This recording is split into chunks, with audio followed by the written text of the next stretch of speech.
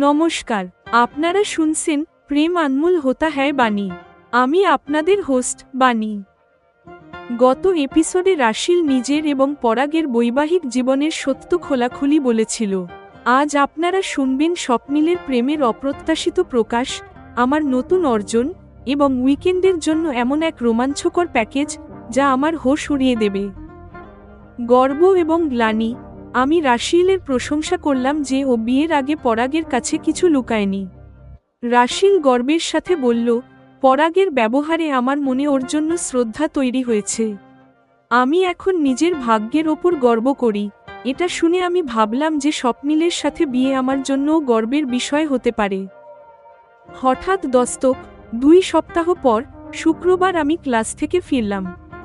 Gown পরা অবস্থাতেই আমার ঘরের দরজায় স্বপ্নিল দস্তক দিল।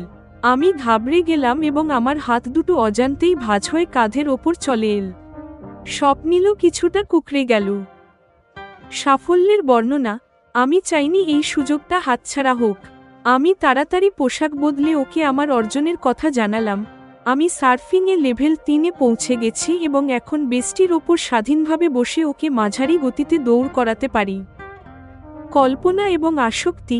স্বপ্নিল আমার প্রতিভার প্রশংসা করল। আমি কল্পনা করতে লাগলাম যে যদি স্বপ্নিল এই কথাটাই আমাকে জড়িয়ে ধরে বলতো, তবে আমি কত খুশি হতাম। ওর প্রতি এভাবে আসক্ত হয়ে পড়াটা আমার নিজের কাছেই বিচিত্র মনে হচ্ছিল। রোমাঞ্চের প্যাকেজ। স্বপ্নিল আমার জন্য উইকেন্ডের নতুন খুশির প্যাকেজ নিয়ে এসেছিল। প্যারাগ্লাইডিং, স্কাই ডাইভিং আর প্যারাসেলিং। নির্ভয় বিশ্বাস। এই বিপজ্জনক খেলাগুলোর কথা শুনেও আমার মনে কোনো ভয় ছিল না। আমি কৃতজ্ঞতার সাথে বললাম, আপনি আমার ওপর কোনো বিপদ আসতেই দেবেন না, এই বিশ্বাস আমার হয়ে গেছে। আপনি সব জায়গাতেই তো আমার প্রাণ বাঁচিয়েছেন। যমরাজকে চ্যালেঞ্জ। এতে স্বপ্নিল গম্ভীর হয়ে গেল এবং অপ্রত্যাশিতভাবে নিজের প্রেম নিবেদন করল, কখনো যমরাজও যদি আপনাকে নিতে আসেন, তবে আমি সামনে দাঁড়িয়ে যাব। আমি বলবো, যমরাজজি, যদি নিয়ে যেতেই হয় তবে বাণীকে ছাড়ুন, আমাকে নিয়ে চলুন। আবেগের মুহূর্ত। আমি আবেগপ্রবণ হয়ে পড়লাম। আমার চোখ ভিজে এল এবং আমি ওর মুখে হাত দিয়ে বললাম, আপনি এমন অশুভ কথা বলবেন না। নিজের বদলে আপনাকে হারিয়ে আমি কখনো বাঁচতে চাইব না। স্বপ্নিল চলে যাওয়ার পর আমি নিজের ওপর হেসে ভাবলাম, এটা স্ত্রী হওয়ার ঠিক আগের ধাপ, যেখানে আমি ক্লান্ত হয়ে ওর সাথে কথা বলে যেতে চাইছি। যমরাজকে চ্যালেঞ্জ জানানো প্রেম, নির্ভীকতা আর অবিশ্বাস্য রোমাঞ্চের প্রস্তুতি। প্রেম আনমোল হোতা হ্যায় বাণীতে আপনারা শুনবেন এপিসোড 49, ছোট বউ এর রহস্যোদ্ঘাটন, যমরাজকে চ্যালেঞ্জ আর নতুন রোমাঞ্চকর প্যাকেজ। তখন টেবিলে ডেজার্ট সাজানো শুরু হয়েছে। সেটাও আমরা দুজন ধীরে ধীরে স্বাদ নিতে নিতে শেষ করলাম। তুমি নিজের অতীত পরাগজির কাছে না লুকিয়ে খুব ভালো কাজ করেছ। এমন সাহস সব নির্যাতিতা মেয়ের মধ্যে থাকে না। এতে এই ভয় তো ছিলই যে পরাগজি তোমাকে বিয়ে করতে মানা করে দিতে পারতেন। যখন সেটা হলো না, তখন আজ তোমার বৈবাহিক জীবন সুখের। সাথে তোমার মনে কোনো গ্লানিও নেই। লুকানো মেয়ের মনে সবসময় গ্লানি আর সত্যি প্রকাশ পাওয়ার ভয় থেকে যায়। বাড়ি ফেরার সময় গাড়িতে আমি রাশিলের প্রশংসা করে বললাম, এই বিয়েটা হলে আমার মনে গ্লানি থেকে যেত, কিন্তু পরাগ নিজের কাজটাকে আমার কাজের থেকেও বেশি গ্লানিময় বলেছিল। ও চাইলে লুকাতেও পারত। সেটা করলে আমার কাছে ও সবসময় নির্দোষ হয়ে থাকত। পরাগ বিয়ের আগেই আমাকে এটা জানিয়ে আমাকে একটা অপশন দিয়েছিল, আমি চাইলে বিয়ের জন্য না করতে পারতাম। পরাগের ব্যবহারে আমার মনে ওর জন্য শ্রদ্ধা তৈরি হয়েছে। আমার আত্মসম্মান আর সুখের খেয়াল রাখা এমন জীবনসঙ্গী আমি আর কোথাও পেতাম না। আমি এখন নিজের ভাগ্যের ওপর গর্ব করি। এটা বলার সময় রাশিলের মুখে গর্বের ছাপ স্পষ্ট দেখা যাচ্ছিল। আমি ভাবতে লাগলাম যে স্বপ্নিলের সাথে বিয়ে হলে সেটা আমার জন্যও গর্বের বিষয় হতে পারে। যদিও নিজের ভাগ্যোদয়ের পথে আমি নিজেই বাধা হয়ে দাঁড়াতে চাইছি। ভারত থেকে দূরে আমেরিকায় 2 সপ্তাহেরও বেশি সময় কেটে গেছে। তাও আমার ভালো লাগছে। উইকেন্ডে স্বপ্নিলের সাথে কাটানো মধুর স্মৃতিতে হারিয়ে গিয়ে আমি সব ভুলে থাকি। এই উইকেন্ডে স্বপ্নিল বাইরে থাকায় ওকে ছাড়া যখন সময়টা কাটল, তখন রাতটা খুব বিষণ্ণ মনে হচ্ছিল। নিজের ঘরে বিছানায় শুয়ে আমি মোবাইলে সেই গানটা আর মেরি ভাবনা শুনছি। যেগুলো স্বপ্নিল র্যাঞ্চে গিটারের সাথে আমাকে শুনিয়েছিল। সপ্তাহের পরের 5 দিন আমার বাবা, অলকা ম্যাম, নিজের স্কুল আর নিজের শহরের কথা সব মনে পড়তে থাকল। আমি বিষণ্ণ হই। আসন্ন উইকেন্ডে স্বপ্নিল আবার আমার খুশির কোনো নতুন প্যাকেজ নিয়ে আমার কাছে আসবে। আমি আশা নিয়ে ধৈর্য ধরে আছি। আমি প্রতিদিন সার্ফিং আর ঘোড়সওয়ারিতে আমার ট্রেনারদের গাইডেন্সে আগের দিনের তুলনায় আরও দক্ষ হয়ে উঠছি। শুক্রবার পর্যন্ত স্বপ্নিলকে বলার মতো আমার কাছে 2টো বড় সাফল্য জমা হয়েছে। সেদিন সন্ধ্যায় আমি ক্লাস থেকে ফিরলাম। যখন আমি নিজের ঘরে পোশাক বদলাচ্ছি, তখন দরজায় কেউ দস্তক দিল। এতদিনে এটা প্রথমবার হলো। হয়তো রাশিল এসেছে ভেবে আমি তাড়াহুড়োয় কেবল গাউনটাই পরে নিলাম। আমি দরজা খুললাম। দরজায় রাশিল নয়, স্বপ্নিলকে দেখে আমি কুঁকড়ে গেলাম। আমার হাত দুটো কাঁধের ওপর কড়িকাঠ হয়ে ক্রস চিহ্নের মতো হয়ে গেল। সাধারণত ডিনারের সময় দেখা হওয়া স্বপ্নিল আমার ঘরে আসবে, সেটা আমি ভাবিনি। আমার অবস্থা দেখে ও ভরকে গেল। সরি, আমরা পরে কথা বলবো বলে ও ফিরে যেতে উদ্যত হলো।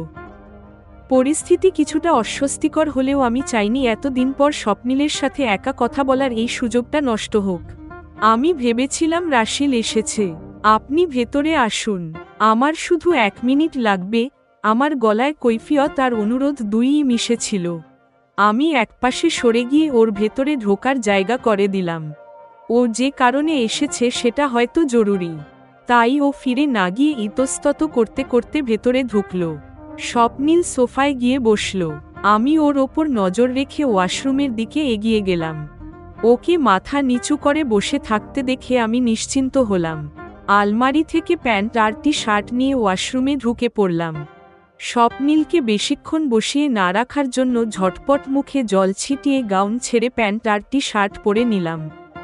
মিনিট 2 মধ্যেই আমি ফিরে এলাম। স্বপ্নিল, আপনি কি আমার উন্নতির খবর জানেন? আমি ভীষণ উত্তেজিত। ওর চোখের দিকে তাকিয়ে ওর সামনে বসলাম। ওর মুখে জানার কৌতূহল দেখে আমি খুশিতে চটপট জানালাম, আমি সার্ফিংয়ে লেভেল 3-এ পৌঁছে গেছি। এখন আমি অনবরত হাই ওয়েভস ধরতে পারি। শুধু তাই নয়, এখন আমি বেস্টির ওপর একাই বসে ওকে মাঝারি গতিতে দৌড় করাতে পারি। এটা তো বিশাল সাফল্য।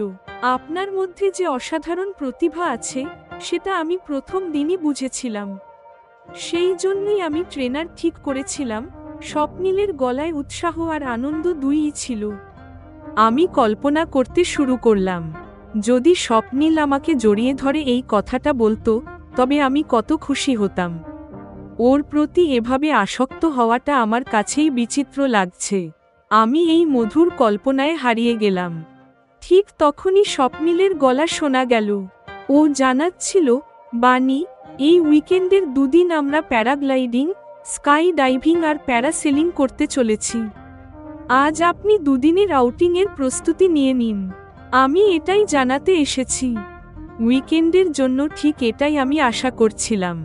স্বপ্নিলের পক্ষ থেকে এটা আমার জন্য নতুন এক খুশির প্যাকেজ। আমি স্বপ্নিলের সাথে সময় কাটানোর সুযোগ পাব। আনন্দে আর রোমাঞ্চে আমার মন আর শরীর রোমাঞ্চিত হয়ে উঠল।